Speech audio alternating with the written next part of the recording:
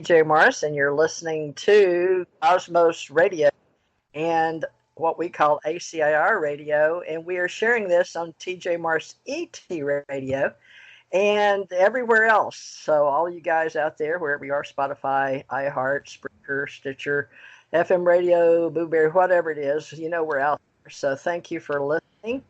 And we're hoping to make history and archive it. So, I've created ACO Club.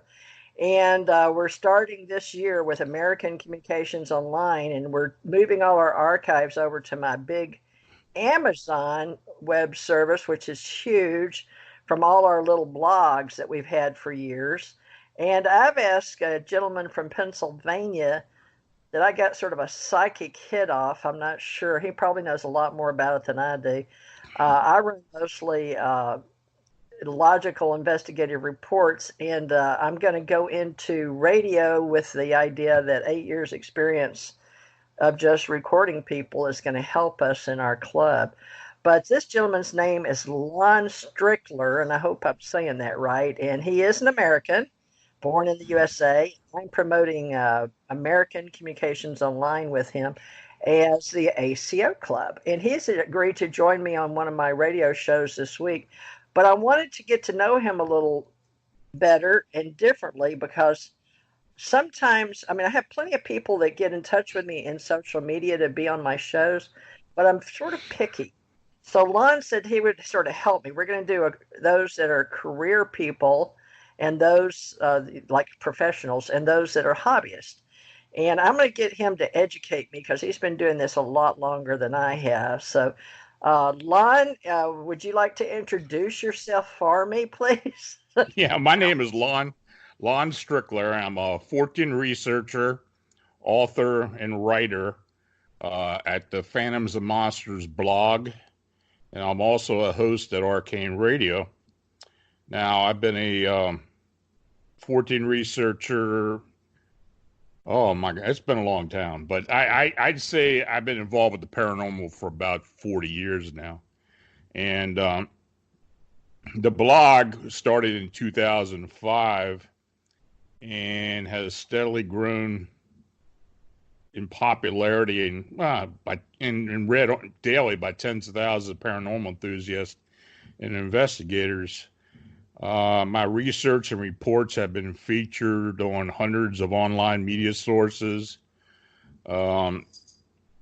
Several of these published reports have been presented on various television segments, including the History Channel's Ancient Aliens, Syfy's Paranormal Witness, Fact or Fake Paranormal Files, and Destination America's Monsters and Mysteries in America.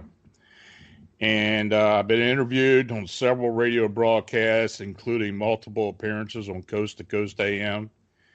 And I was also featured on Monsters and Mysteries in America for the Sykesville Monster episode. I've written 7 books.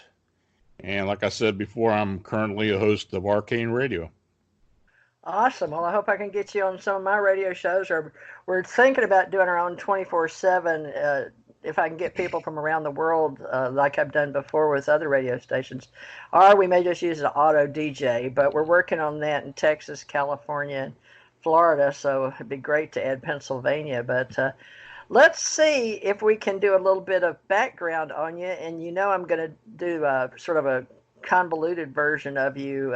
We'll try to watch your time and tell me when you need to chop it into segments, because we can do like an oral history like I do for Jan Aldrich and UFO Association. And I have an alien contact organization with Janet Carroll Lusson. And then I have Ascension Center. It's Ace Metaphysical with a metaphysician, Tommy Hawksblood, in Hawaii on another island. And let's see. Now, Tony is in Texas, and he wants to do mostly politics and editorial. But let's set up you, Paranormal Fortean expert, if you don't mind. I've got Daryl Sims in charge of our alienology. What would we call your division or department that you would be an expert? You want to, you want to just, how do we, we're separating paranormal now, like phenomenology and cosmology.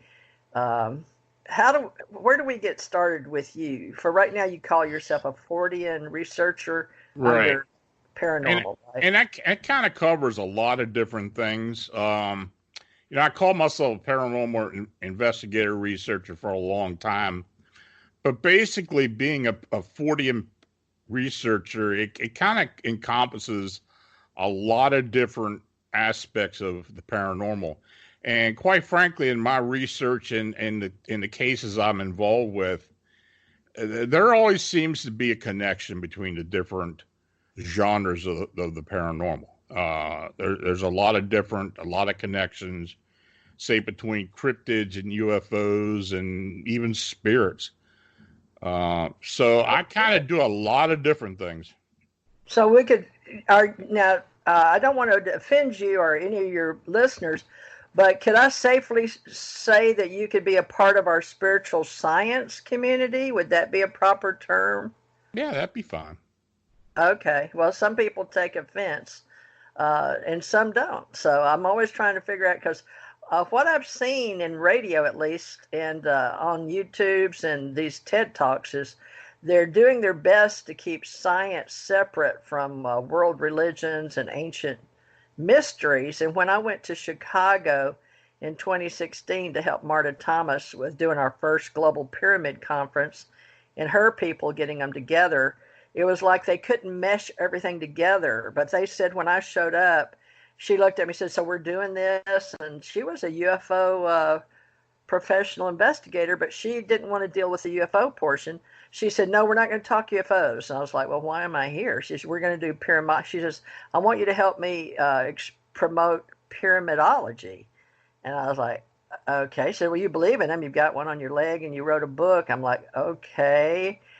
So fortunately, we both knew Sam Asmanagich of the Bosnian pyramids, and I still hadn't gotten my book written. So let's look at who you are and how you got into this for all the young people, like my 20-year-old grandson in there. How do you get into this? Let's go back to, like, I got a psychic hit on, for some reason, wondering why I saw you in Civil War, and you said, yeah, automatically. I was like, it shocked the heck out of me, because I wasn't trying to do a psychic hit. I wasn't doing a reading or trying to get him to pay me money, okay?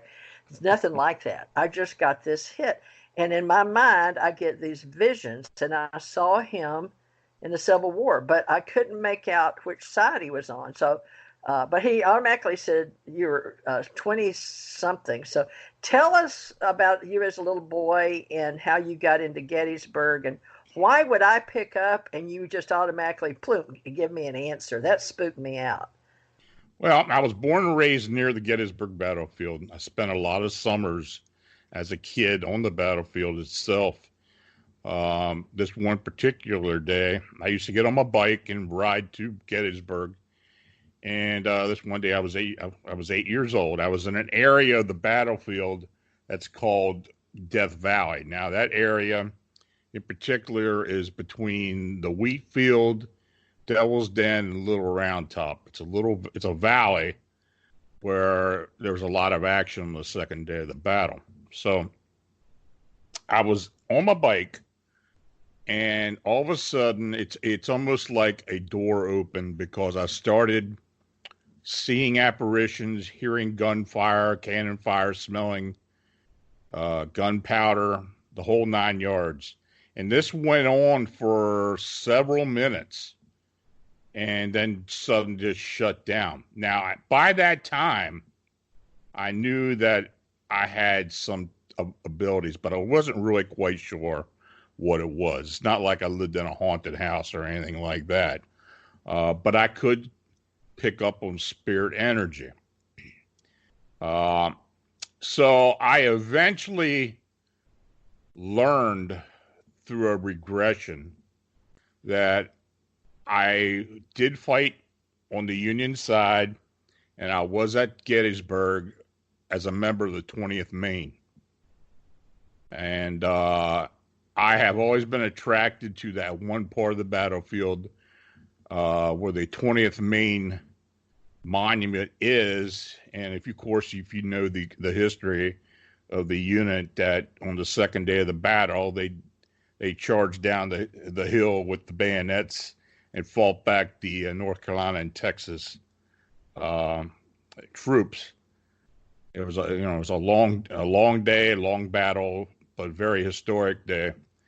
And that's apparently the unit that I was with. Now, like I said before I even knew any of this, I was attracted to that part of the battlefield. So, after all this happened, and I don't really think my parents had any idea of any of this. I never talked to them about it. And, as I got a little bit older, I started to get involved with helping people that had hauntings. Now, this was back in the mid-'70s. So, this isn't a time when, the paranormal was kind of the thing to do. I mean, people kind of looked at you like you're nuts when you told them you were involved with the paranormal. But I did that for a while. Then, as life goes on, you get married, you have kids, you start working, and you kind of get a little bit out of that. But my whole perspective on the paranormal changed in May of 1981 is when I had a Bigfoot encounter while I was fishing on the South Patapsco River near Sykesville, Maryland.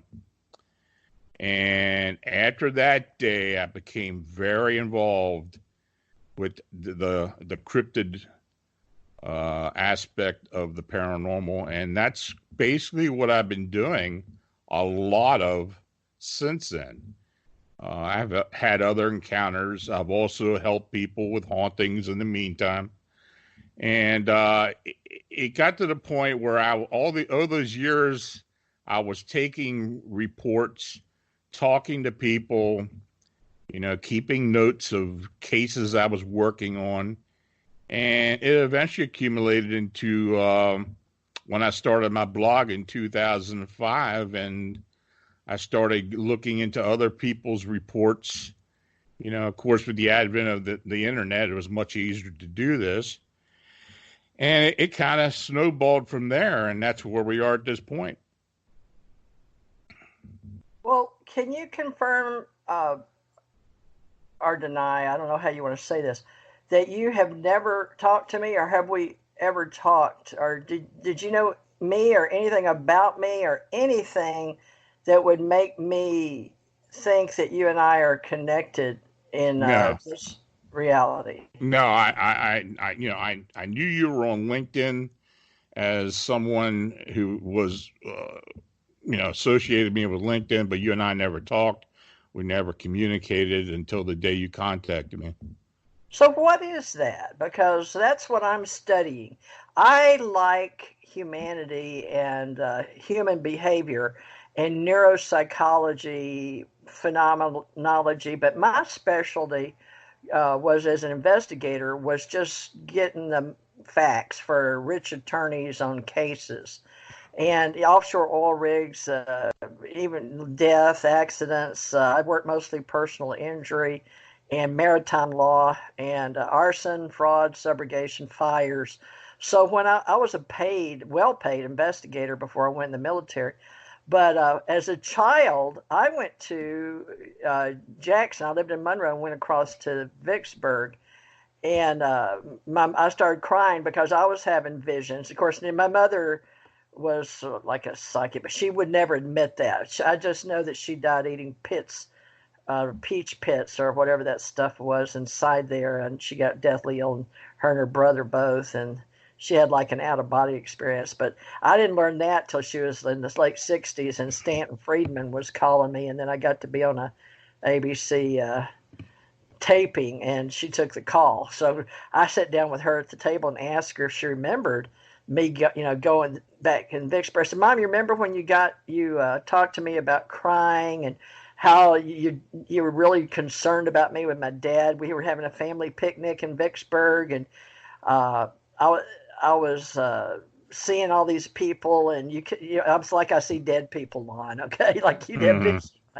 And she didn't understand it, and she was just really shocked. I said, do you remember that? She said, yeah. And she said that's when they were putting I-20 through, and they were moving some of the big stones, and we didn't understand why that upset you so much. It was the Vicksburg battlefield, and it just, they had to give up on their picnic and take me home. I was like having some episode or something. So that's something that's similar, in remembrance. And then when I went to Gettysburg as a truck driver. So what I'm looking for is that, what is that? I call it spirit, I guess. I can't find any other name for the connection to it.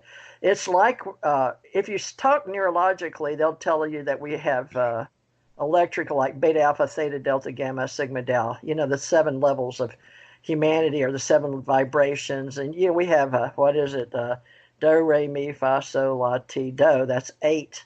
We use those in music. So do you have any people that in your Fortean area of expertise that study that spirit and energy, that I don't know what you'd call it, but it's like you can see it and feel it, but maybe you can't really touch it, but some people get hits, and that's what I got on you. So Yeah. I don't know. Can we give that a new name? Can Well, you give a name, or do you already have one? I was a trained remote viewer. A what? A trained remote viewer. A remote viewer. I was trained by a person who worked for MI5 in her public career until she retired. She took me under her wing. MI5. Are you speaking intelligence community of the UK, like MI6? Yes. And she taught me spontaneous remote viewing or controlled remote viewing. And, I actually did a year of training. We actually did it over Skype over a year. And we got involved with working cases primarily in the UK of hauntings, haunting cases, all kinds of different types of hauntings and attachment cases. And it was fairly successful. She would go, her and her group would go on site, and I would be connected with them on the computer through Skype, and I would do a remote view as they were working the case. And we were fairly successful for a while. I mean, we did it for about 4 or 5 years.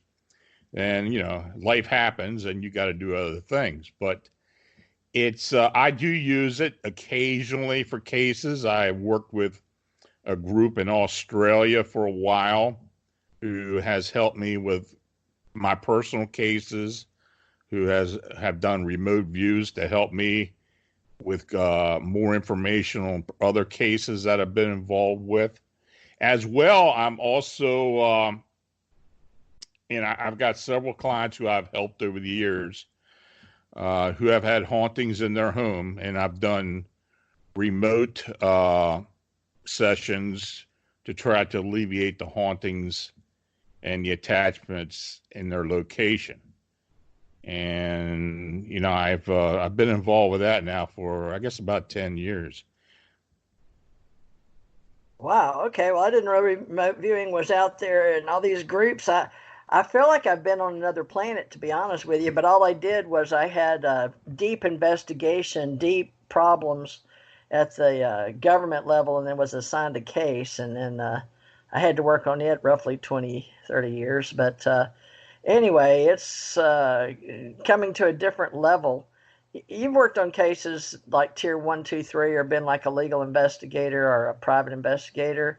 Have you done investigations, are you saying remote viewing, like paid informant or paid investigator or researcher? No, this has always been private. This has always been between me and the client. Okay. I have never pressured anybody to pay me for any of my services. This has mostly been all voluntary. Yeah. But I have helped a lot of people, and in fact, I've helped some people who are very well known. So yeah, it's kind of been a private thing.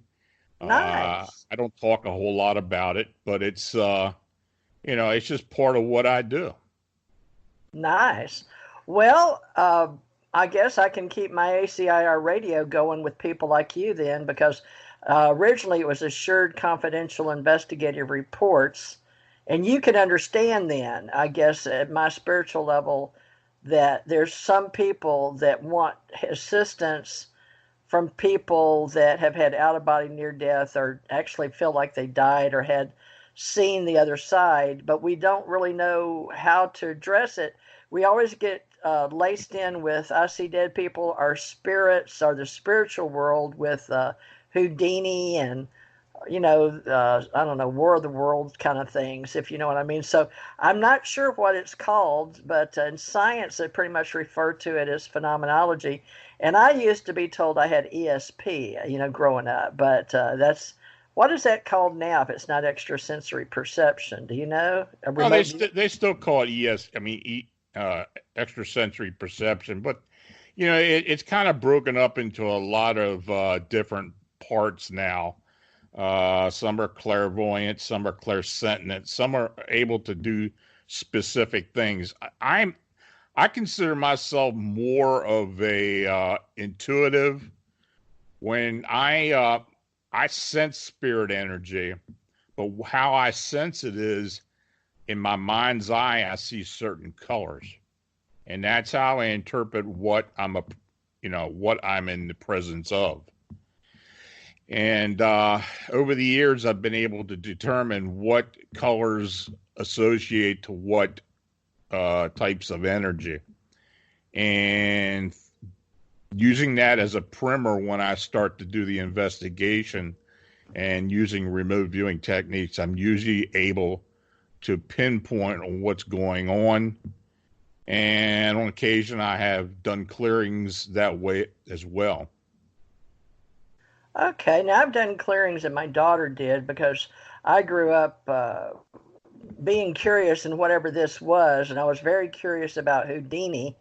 And I read a lot of books, but I was looking for probably the same thing Houdini was. I guess it's the other side, or how are people, you've experienced something in life, and I had, or people, if you want to say, or people that have, like I thought I was drowning and they pulled me up out of the water, or with extraterrestrials. So I'm always looking for like angels, extraterrestrials, spirits, or beings, those type of energies, because so many people call them different things. So in a way, you've sort of been on the same path, haven't you? I don't know. Maybe maybe Gettysburg got you started looking for those beings, or help me out. I don't know. I mean, I think the situation with Gettysburg kind of helped me define a bit more of what I was able to do.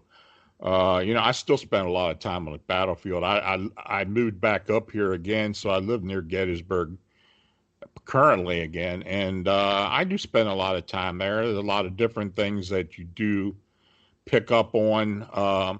It's interesting being out there when other people are there and experiencing what they see or how they react.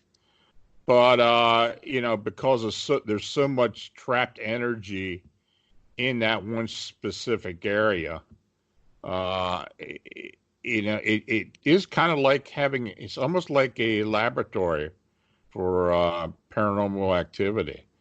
And I've always been attracted to these locations where there's been a lot of death or a lot of strife, and battlefields are particularly ripe with that.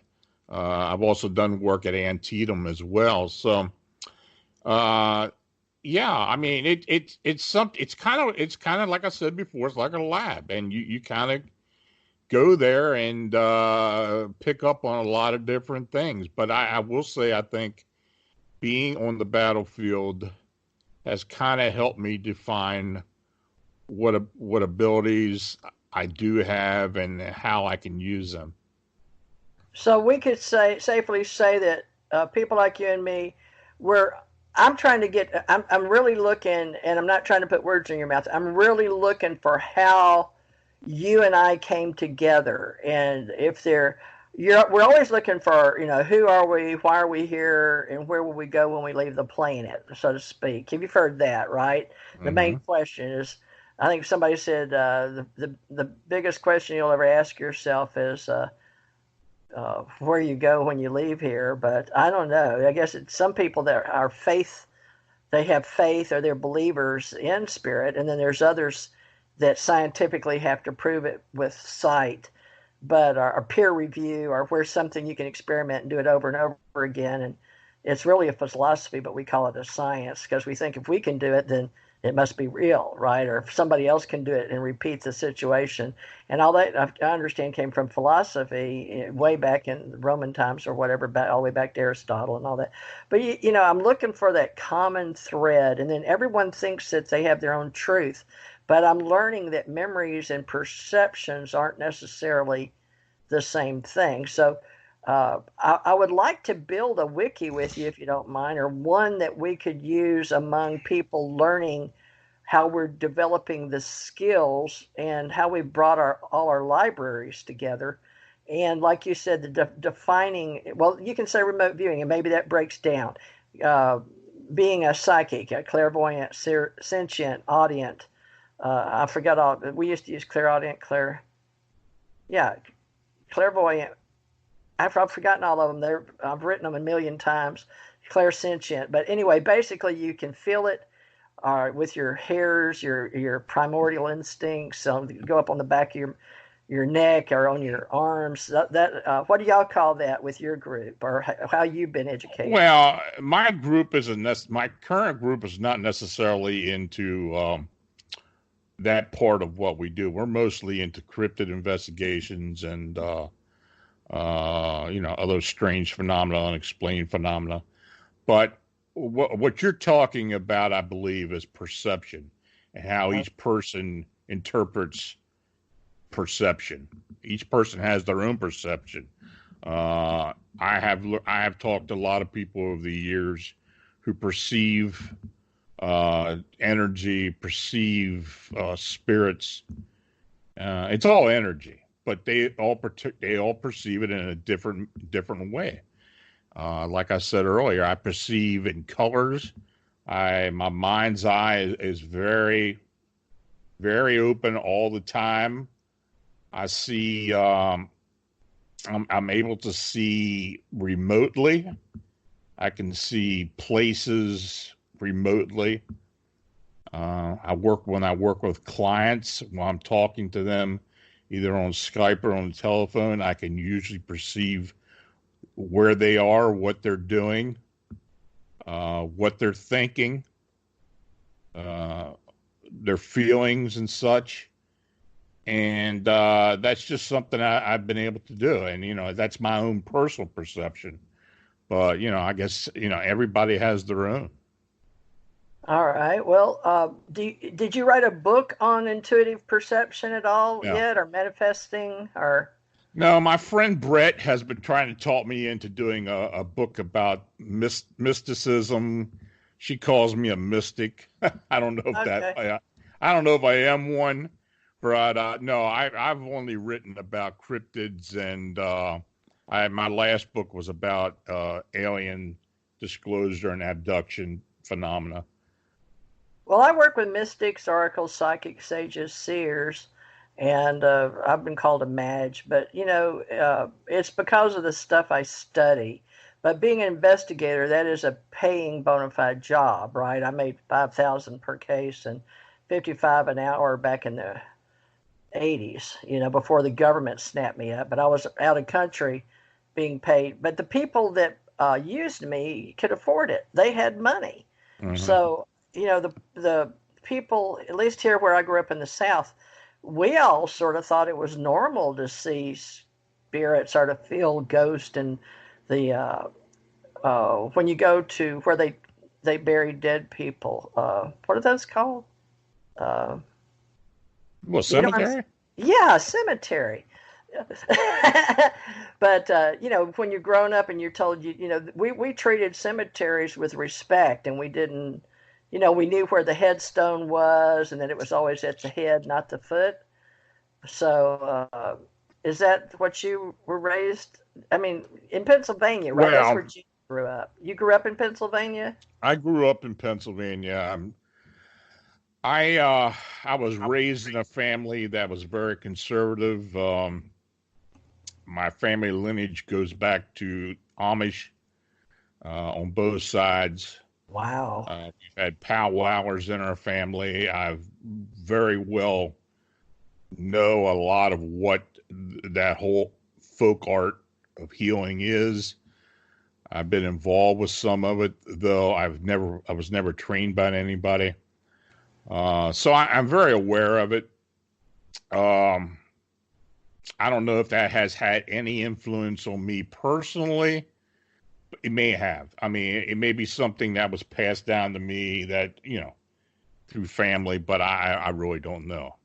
Some people say it's in our DNA, but I think that's yet to be proven. But I don't know. I think most of what we, I believe every person has some type of intuitive ability. Right. You can call it psychic, but I think it just depends how open the person is to actually using it, how they develop it, and if they're willing to be open with others and help them by using it. That's something that I do. I mean, I don't necessarily get into a case, or have in the past gotten into a case that I'm out for compensation. I'm just doing it to help them, or they ask to help. And that's the way I've always been. I mean, I just feel it's part of what I am, and that's why I have done it over the years. So it's accumulated into a lot of very interesting friendships and relationships over the years. Well, the way that because I was raised in the South and spiritual and in Monroe, and of course we had New Orleans and all the world religions, but the French Creole, and you've heard of voodoo and all these other Santeria and all these other. So we got a combination of all that, with me growing up, and then we moved to Houston, and then I realized how international the world was. You're right, living near Houston and seaport, so to speak. But so many, the Japanese had their little area, Chinese had theirs, the Mexicans theirs, Filipinos, and then make these little clusters of Houston. I'm sure it's still that way, probably a lot more, because that was in the 60s, and I met with Saudi Arabians, broke my tooth at the Warwick Hotel. I was a dancer at the time. But even then, I could sense people, but we didn't talk about it. But the government recruited me in May 10th, 1967, because of my abilities, I believe. I can't prove it to you or anybody else, but people, recruiting you in high school, because I was twirling fire batons at my high school and machetes. And the way that I understood was men in black, so to speak, they came in black, and one of them got me out of the movie theater. But I believe it was based on what I could perceive or touch and feel, because how I researched it as a kid was this girl came out to get me to talk to her father in the stands, because they had heard about us practicing at school, and it got around school that we were going to twirl, fire batons and machetes that night, right? Mm. So, we did occasionally, but it was a big deal until they had to make us not do it anymore. It was causing a thing with the local Houston fire department or something, something to do with fire. It was turning the lights out, I think. But anyway, so one of these guys came and asked me if I'd like to work for the government. So that's how I wound up, being a bona fide investigator. But Men in Black, so to speak. And then they pulled us out of a James Bond movie. My husband worked at NASA, but at the time he had 5 scholarships. So I was wondering if you have any knowledge, has any government groups of any type in intelligence ever approached you? Yeah. Oh, well, let me hear your story. I can't really talk about it. I was involved with a particular agency who was interested in something I was involved with, but I don't know if it became classified. I really don't know that, but I just know I've never really talked about it. Right. Well, they would have told you if it was. Well, you weren't a government contractor or government. No. This was something I did voluntarily. Yeah, I was both. I was in uniform and out of uniform and trained to GS status as well. But it all became because I didn't understand signing the paperwork in '67, but I grew into various divisions of departments inside the government before I retired in 2017. So now I feel more freely. I don't think that when I had my company as ACIR, Assured Confidential Investigative Report, you of course know just out of confidentiality with a person if they ask you. It's like a medical or HIPAA law. So it's a moral law, right? If they come to you, especially those that are very well known or have reputations, they don't want people to know they believe in spooks or ghosts or, you know, are That's they always involved? been that's always been a policy of mine. No matter the type of investigation I'm doing, it's always confidential, and unless they give me permission to go beyond and to do release their name or release some of the information. But for the most part, and this is something I've always stressed with people I work with, that the client confidentiality is probably the biggest priority in what I do. And I've always gone by that, and it's kind of given me the ability to receive more cases as word of mouth goes by, because people do realize that you will not talk about them personally and disclose any information that they don't want done. So that's always been my number one priority, to keep things confidential. Right. So there's that level of just doing it as a human out of morals. And then a lot of times with the government, if you've got a need to know or a confidentiality agreement, they may have you sign that. But in the military, a lot of times you'll be working in another area or on what they call temporary duty orders. And then you may go do something never knowing what it is. You don't know till you get there, and then you're involved. And then after the fact, we would brief people and then tell them that they can't talk about it and tell them who they were working with, or you were working, affiliate or blah, blah, blah, right? You may be in a uniform, but working with the intelligence community. But you started right off that you said you worked with MI5. So, but that was Well, the I didn't event. work with MI5. The person who trained me did work with MI5 Oh, okay. when she worked. I mean, when she retired, she her and I kind of hit it off, I guess, spiritually, and she was a psychic as well, and she decided that she would train me to be a coordinate remote viewer, and that's how that came about. Nice. So you use coordinates like they do in Mhm. the Army or used to, or a lot of, do you know any of the guys that were in Stargate? Yeah. You do. Russell Tard? Yeah, I knew a few of the people. I was, when I lived down in Maryland, I didn't live too far from Fort Meade, so I was able to associate with a few people that were in that program earlier. Wow. They never really acknowledged it after it came up with the MK Ultra and then the Spygate. Oh, yeah. But that I think yeah, I was associate. I was able to I was able to converse with a few of the people involved. Yeah, I think those are completely different programs. Now, they may have crossed over in a time. Oh, there I, was a crossover. I was there? Yeah, absolutely. Okay, I didn't know from the 60s, 70s, and 80s.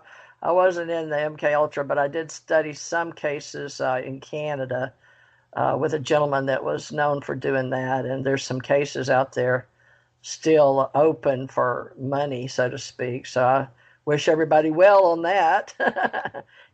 But I never wanted to get close to the MK Ultra. Now I've had people on radio shows that do that, or have meetup groups on some other radio shows that do it. Maisha Johnston, do you know her? No. Oh, okay. See, we can do stuff and not ever know each other. And this is what's amazing me, because you would think it would be a closed community, but it's so closed we don't even know each other. So maybe I don't know, that's good or bad. Well, another thing you mentioned, now, if you don't mind, I don't know if you're taking notes, but or if I don't think you'll have time to go back and listen to this, but we can build an oral history, and that's what I like to do as a investigator archivist, and build ACIR radio with groups that feel like they're contributing to the oral history of who they are in our Who's Who directory, and how we can train people in what we do. So, we're told to live 120 years in the Bible. I don't know if I'll make it. I don't know if you'll make it. But those of us that have faith that there's spirits out there, I think we have a little more faith and hope, because, if let's say you're in a severe accident underground. My brothers were like that, laying pipes, right, in Houston and stuff. But one got down in the machine. One did a machine, and one got down and did the fancy welding and stuff. But you can get trapped. But sometimes only hope and faith you've got is in humanity and God to pull you out. And I'd hate to be in a position, and I've been close to there with people. I've been in some severe situations, including death and dying, where if you don't have that, I don't know how people survive it when they don't believe in anything after. So that's sort of a mission of mine. I believe alien civilizations exist, and that's ergo my ACE and then I have ACE Metaphysical Institute. But with you, ACO Club, I believe it needs to be something not just metaphysical and not just UFOs and alien contact, because I had a Bigfoot experience while I was driving a big truck, and not one, but two or twice. One, when I was getting up, I had a CDL out of Kentucky. I started in Oklahoma, then went to Texas and drove for FFB American Eagle, and I went to U.S. Express and Covenant. And but I was pulling out I had one of my husband at the time, I had pulled out of Kentucky, Beaver Dam, Kentucky, and went down over to the Missouri-Arkansas line, pulling out there. And it was late at night. Sometimes you have to live at night. It doesn't matter what you're picking up. It just depends on your time. And I happened to be able to go through home from like Pennsylvania, New York area. We did a lot of New Jersey deliveries for the government. But this was crackers or something. I don't know why. Normally I wouldn't remember, but it was like something weird. Like it was off-the-wall leave at night food product or something. I think it had a shelf life or something. So I had to go, and when I was pulling 1:30 or 2 in the morning, the light shined over in the dark, and I saw this tall, it looked like I mean like 8 feet or so tall, so that it caught my eye, and I asked a couple of other guys if they saw it, and they didn't see it, and that really upset me, because this, what I would call a Bigfoot, but I saw a short, after I saw him, I looked to see what I could see there, and there was a short, like I want to say a woman. I don't know, but this is how my mind perceived it. We'll just talk perception. Was that and they're like, well, the lights shine, because I was turning from a road to get on the road going towards Memphis. And I don't think they were supposed to be there, but it was that time of year where they were picking berries off of the fence. I think it was like blackberries or something along a fence line. A smaller one with a smaller one. So to me, now this is what I perceived, that I wasn't supposed to see them. They weren't expecting me at that odd hour, 2:33, whatever. It was one of those where people are asleep and they don't have very much traffic on the road, And I was coming from an off-the-wall area, Kentucky, anyway, down and turning Missouri. And anyway, when I turned, I knew I caught something I wasn't supposed to see. Of course, I was an investigator by trade, but that shocked me because I'd never seen that before. So I got a quick glimpse, but I could sense intuitively that he looked at me and looked at them, and I looked to see what he was looking at. So that's how I figured it out. So my mind and my thoughts were, that's his mate and their little child, or little Bigfoot thingy.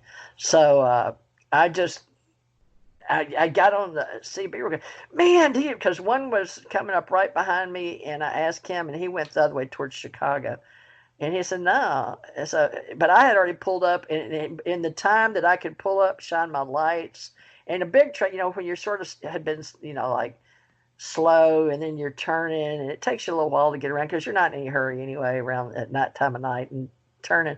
But it took time to swerve the lights by. But within that time, he had gotten from under that sign over almost to them, and they disappeared. I mean, like, I wasn't supposed to see it. I'm like, whoa, they're gone. By the time I could get the CB down, then the little mic, and ask the guy pulling up behind me if he saw it. I don't know where he came from, and he didn't. And I was like, I think that was a Bigfoot because I didn't know what else to call it. So anyway, and then later on, I mean, you'd think that's enough, right? But later on, 2 or 3 years later, it was. See, I don't know which one was first because I had two accounts, and it's been many, many, many, many years ago.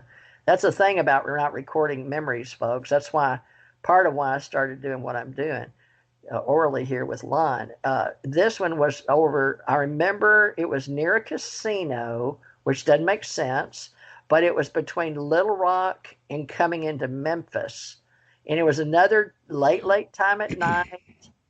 And the reason I kept telling myself, you're not going to remember this, you're not going to remember this. You don't even know if this is a memory or perception, that kind of thing. But I saw one alone just walking. It was dark, but it was too tall to be. It wasn't walking like an ape, and it wasn't a bear because it was on two legs. Because as a truck driver, you ain't gonna believe this shit. We have all these stories, right? So nobody's gonna believe you anyway. You know that, but I know it wasn't a bear, and I know it wasn't a man, and it wasn't a gorilla. But your mind tells you, and it was a moonlight. It was like a full moon light off of and I want to say that he was walking near, but not under. And I don't think that other one walked under, but it was enough to let me know. So that's the only thing that keeps me sane is knowing, well, how did you see it at night away that far off of the road, on the other side of the fence line and out in the pasture? But he was all alone. And so but I said, well, remember the location. So that's why I say casino, because it wasn't near any casino, but it was like Mississippi. Anyway, but at that time, I'm sure I could find basic area where it was, but nobody cared. You know what I'm saying? And nobody believed you anyway. So I wonder how many people have done that and known that, nobody cares. And when you're a truck driver, we all have these stories because we drive all over the country. I've been in every state in the United States, right? But I remembered those. And then one time I wrote it up for somebody that asked me to. But I don't remember if it was when I was writing for UFO Digest or if I was writing, or I quit writing and did it during radio. But I bet I could find it out there. Where do you put Bigfoot stuff? Did you report yours? I eventually reported mine to the BFRO not long after they had become an organization, and it kind of sat out there in the ether for a long time. Yeah. Until I brought it out when I started writing my blog and started talking about it. And, that's kind of where it happened. But that was like 20 years later. Well, so don't you think it's odd that we're talking now and we both do radio shows? And I haven't been writing on my blog for years. So I'm just, now that my husband died and took up a lot of time, and then my daughter died. And so March 15th will be 1 year. And I've got her, my grandson's living in my living room in there on my day bed, or whatever you call those couches that you can bunk down and an extra mat on them. But it looks like a couch during the day. But anyway, I'm just now deciding that I've had a company for over a year, since April 5th, 2018 here in Florida. I moved from Kentucky, where I was driving the big truck, down here, and I had quit, doing investigations, and I've retired from the government officially 2017 on my birthday, I think, how they do it, Social Security. So I put in 50 years, investigations. But now I can do this as a hobby or a profession or both, or part-time with people that want to do it professionally or as a hobby. So I'm just starting it, and you're my first person, my first intake. Now look how strange this is. I left it up to the universe, and you're what was found. And immediate psychic hit going, tell me something. And you had the first thought was, why am I getting in touch with you? But then the psychic hit on the, now I didn't know you're from Gettysburg, but that war, that's a hit, Civil War. And then I didn't know you had a Bigfoot. So now we've got two things. Well, more than that, I'm looking forward to seeing people in the future. What do we really know about each other? And why are we who we are? And why do certain people have certain experiences and others don't? Does that make sense to you? Yeah, I mean, like I said before, it's, I don't know. I guess it's each person has their own way of determining that.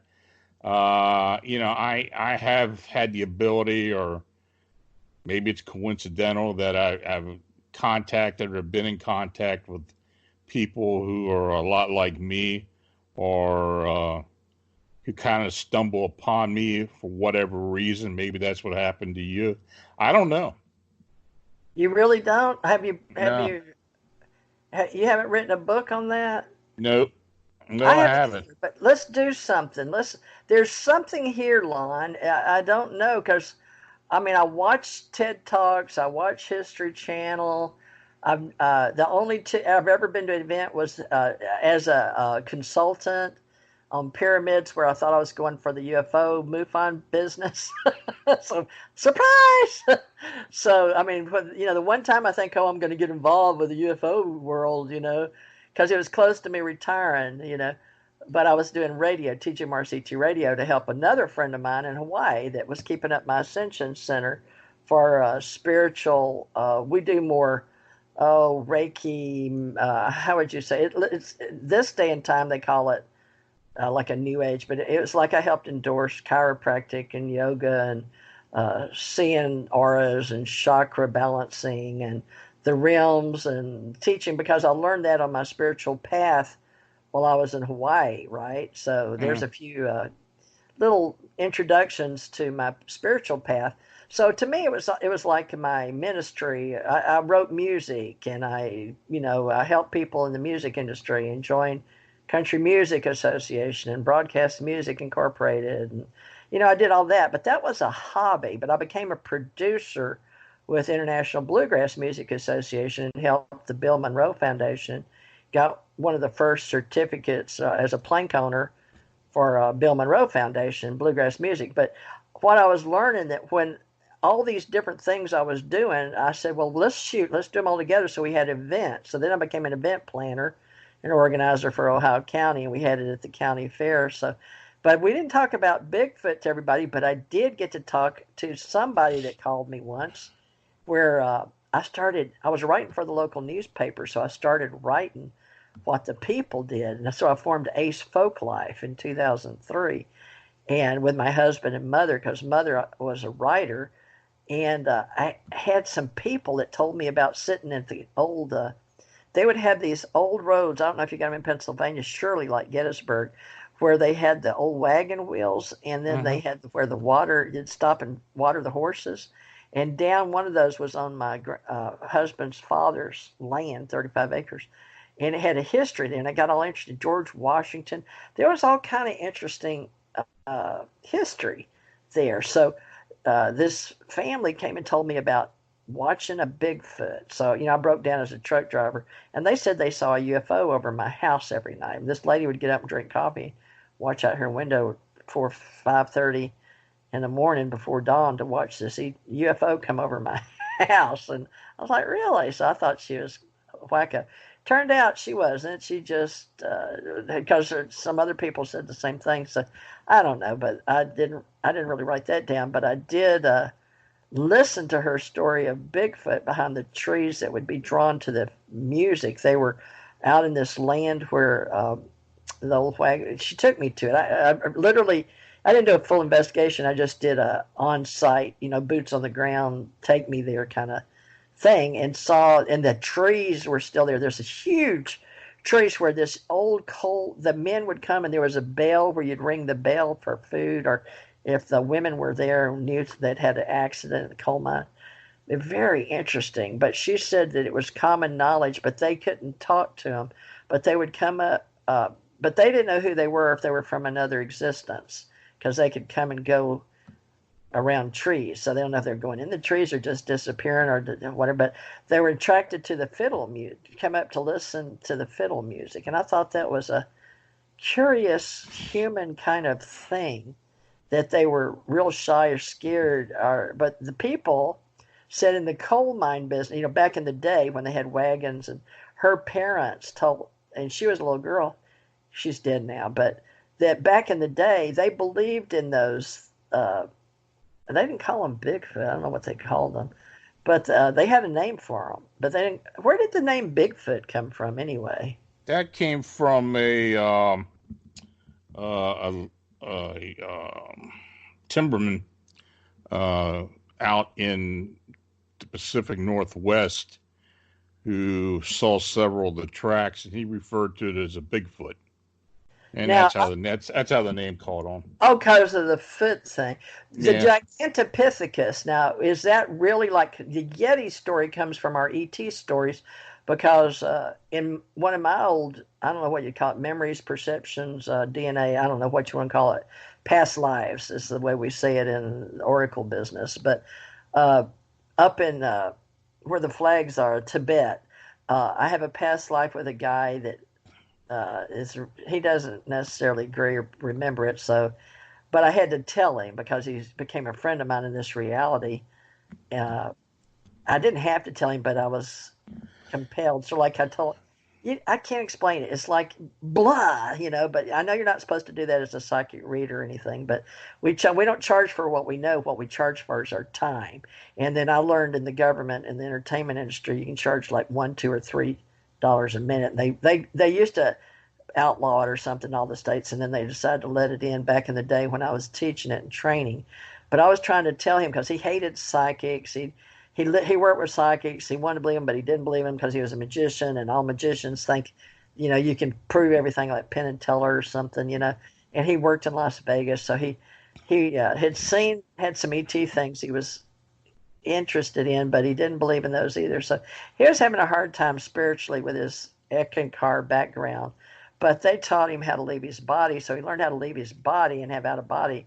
So I learned in the last 8 or 10 years that people that want to, but don't, they're sort of like me. We're real skeptics, but I was trying to tell him about these Yeti that in my reality, in this dimension, the history of knowing your history years, hundreds, thousands of years ago, like I have a memory in Egypt too, is the fact that one of my memories was coming down in a UFO, and it crashed me with 2 other guys.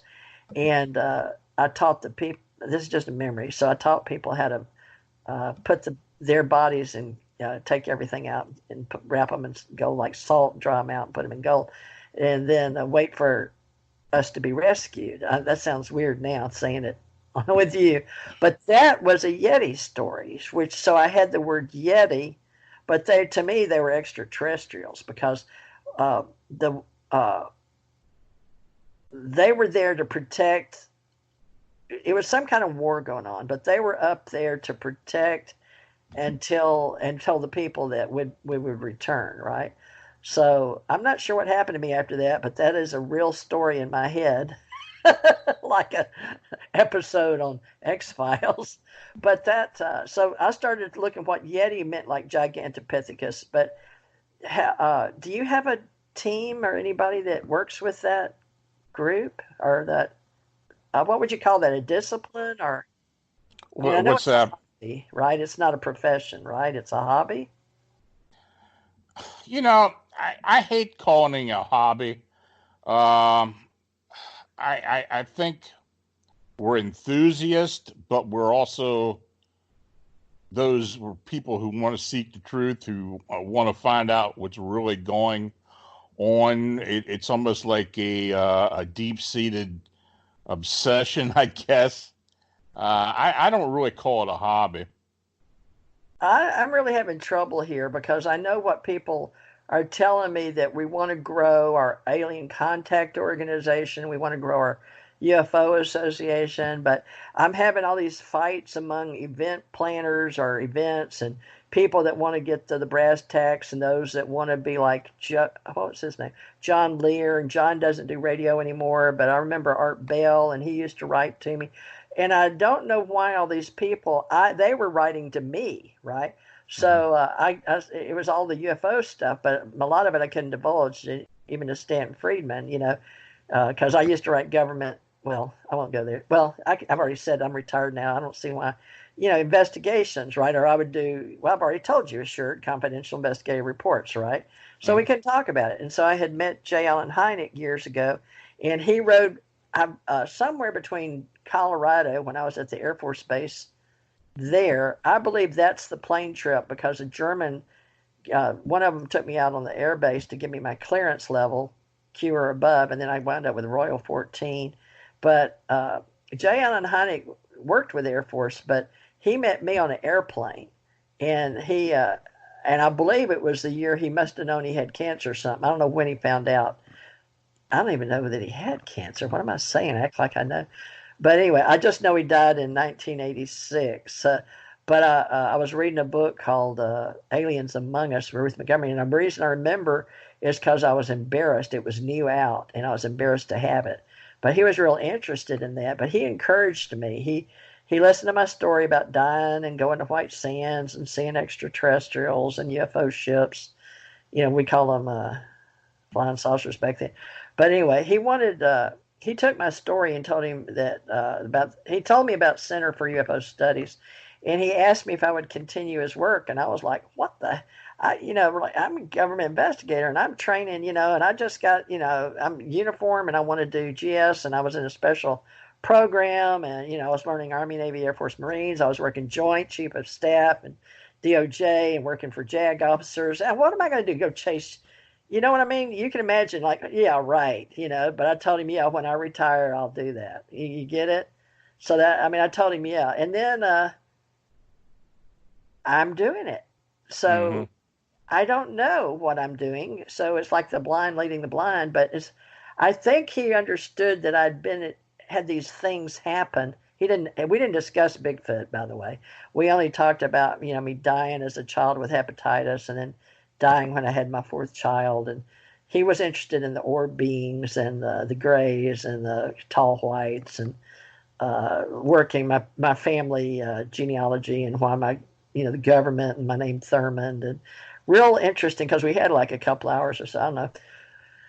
But he sort of made me realize that no, this is serious. There's something going on, and yada yada, and there's something there, and I'm just going to ask you to please continue to work, that kind of stuff, But I didn't know it was going to involve Bigfoot. But I don't know that it does, except for that memory, and I don't remember that I had that memory when I met him in the 80s, because on my trip to Hawaii is when I had, like you said, you had a regression. And in that regression, I had these memories come back. So tell me about your regression. Oh, there isn't a whole lot to talk about. It was part of it was part of a group of people who got involved with an individual. I don't even remember the woman's name, to be honest. It's been a while back. But no, she told me that she gave me the whole scenario about, past lives, and then this thing up with the 20th Maine came up. It kind of clicked when she told me about it after we discussed it and debriefed. But yeah, that kind of clicked with me. Well, when you pick up on things and like you have visions, but usually in a regression, from the ones I know that are professionals, I was taken back by a doctor, PhD for the government, Dr. Laura Sturgis in Hawaii. And I was teaching her psychic classes at the time. She really liked what I did. And she met me at the University of Hawaii, and we were doing holodynamic classes. And she liked me as a president, CEO of a corporation over there. Plus, I worked in investigations, and she just liked me as a person. But mainly, she got interested in me through Cynthia Chu with the Chinese and the Ambassador and Reagan and all that. Oh man, I better not even go there. I'm going way too far. Anyway, take you off on a tangent. I'm known for that. I don't mean to, but anyway, there's something about being regressed where usually they will just let you relax and get, calm you down. I learned all that in Hawaii. That was part of our psychic network and spiritual awakening, and we had a spiritual world network, and we combined psychic and spirit. But when we went over to the trade industry in what was that called in New York, and Sean David Morton, what was that? Whole Life Expo, New York. And then we did Whole Life Expo in San Francisco and Seattle, I think. But we were combining them, but they wouldn't let the UFO business in, really. They put them way off, and they had one little group of vendors. They didn't like the UFO people at that time, back in the 80s, were very, very seldom asked to do spiritual things or whole life or type of events where they sold gadgets or health and wellness. Back then, body, mind, spirit groups, Whole Life Expo. So the UFOs had taken a long time through events, I guess, to get to be almost non-pseudoscience. But I believe maybe part of my quest is to get that part out there. Now, can you tell me if you have any ET UFO stories of your own? Oh, yeah. Yeah, I've got a lot, quite honest with you. What? Yeah. I bet, like I said, I told you earlier I've worked with a gentleman not far from where you live at now. And, okay, it didn't click. He's a UFO person? Not a UFO. This is all alien. This is all alien related. Oh, so you're an alienologist? No, it's kind of part of what I do. Part of being a Fortean researcher. I look into, and I've had my own experiences and such. So, I was wondering, Teresa, can we pick this up at another time? Something just came up. Oh, and I sure. got a message. I got to take care of this. I appreciate it. I knew time, and this is a good time. It's right on the hour. Yeah. So I think we've got an hour. Well, are you okay? Because we've got, what is it, second or third? Did you get a note from Blog Talk? Yeah. When is that, so we can tell people? That's supposed to be tomorrow, I think. Do you know? Is it 7? Hold on a minute. Okay. Let me pull it up here. I'm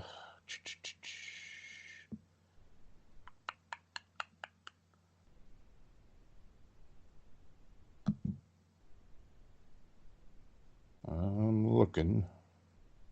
Here it is. My computer's always slow on Sundays. Yeah, mine will be really slow. I use a laptop. Are you? That's what I use. Oh no. It's tomorrow at 3 p.m. Eastern time. Oh really? Are you sure? Is that from the Blog Talk company? Let me look and see. I just want to make sure, because the girl that does our alien contact shows, but we wouldn't know where. It says here. Well, it says Monday, Hangout. It says from Hangouts. Hangout. Let's see here. Okay, TJ Mars ET Radio upcoming broadcast. Lon Strickler, Fortean researcher, author, and publisher, syndicated. Oh, you're right. Oh, I'm glad we talked today. Wow, I wouldn't even have been there. All right, so it's for tomorrow. That was that other booking agency that you got, right? That one in India. And I don't know how to track that. You had to tell me you were booked and how you booked it. So that was good. All right. Well, so if you're okay, are you going to call me tomorrow or what? No, you're on a different station in New York. It's you call 3. Can I give you this phone number? Yeah, hang on a minute. It's different than this one's mine and your company, ACIR. This is brand new that you're on today. You and I just made it. Okay. We're going to put this one on Spreaker, ACIR. It'll go on iHeart. Is that okay with you? I don't care. Okay, thank you. No, you're starting your own thing with me, ACO Club, just you and me. But I don't. Well, we got a whole bunch of topics, but we got to figure out how we work together. Like you with that MI5 chick. Now I Hmm. didn't work for MI5. Do you have restrictions on your? Yeah, I do. I can only say but so much with that. All I can talk about is that I was trained. I can't go beyond that. Okay, so you're a trained remote viewer. I am too, by Hmm. the way. All right, so Lon Strickler, folks, he's broadcasting on one of my channels, personal channels. Today is for the ACO Club with American Communications and Allied Command Internet Radio, ACIR Radio. Tomorrow is with Lon Strickler, broadcast paranormal with Blog Talk Radio out in New York for Mr. Levy, but I think he sold it to Vozcast. That is actually recording tomorrow live, 3 p.m., folks. So I'm going to hit Facebook right now. I'm hitting the F for Facebook, and I'll throw it on social media. I'll throw it on Twitter. Lon Strickler, and he is a Fortean researcher, trainer, expert, and I'm going to try to get him to help me run some Train the Trainer. He doesn't know that yet because I haven't talked to him about it. I guess that's the way the universe works. Who knows? If y'all have got any answers, So we'd love to hear you from you. have a number that you need me to call tomorrow? Yes, sir. You ready? Hmm.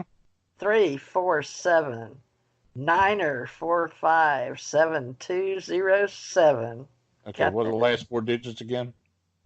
7207. 7207. Okay. 3 o'clock. Now that's my time, Central. Are you on Eastern? I'm at 4 o'clock, so I'll call. You want me to call like 10 minutes before?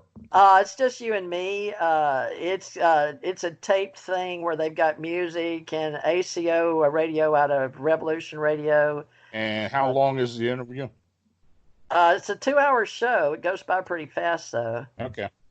It'll be 4 to 6. Now that goes distributed to different places. I don't even have a list line, but I'm going to try to be organized now that I've got time to be, because now I can be more organized. But I'm looking for people like you that have content that want to be more or be more people. You're looking for a new audience. Well, maybe the same audience to some. We don't know unless we ask them, right? Hmm. So we're just syndicating. How's that? That sounds good. Let's Okay. syndicate. So I'm gonna put you out there to people and folks. Just I'm real excited that the universe has provided Lon Strickler for us, and he will be back March. It's tomorrow, March Hmm. 2nd, and we appreciate it, Lon, for being on the call today, and we look forward. Now tomorrow we're going to discuss your books because you'll with our authors club as well, right? And whatever we didn't get into today, whatever you want to talk about. All right. Okay. No Thank problem. you for helping us today with our club, and I hope you'll look into helping us on whatever you feel an expert at, what you are about. Okay. Okay. Thank you so much, Lon. Look forward Talk to to you it. tomorrow. All Okay. right. Thank you, and I'll Bye. send you a copy of this for whatever email I've got on file. Okay. Oh wait, I Sounds can good. send it when I end this. I can just send you a copy on this Skype. Okay. Okay. Thank you Sounds so good. much. Thank you. I don't have any Bye. music, folks. All right, we're just this is my line show.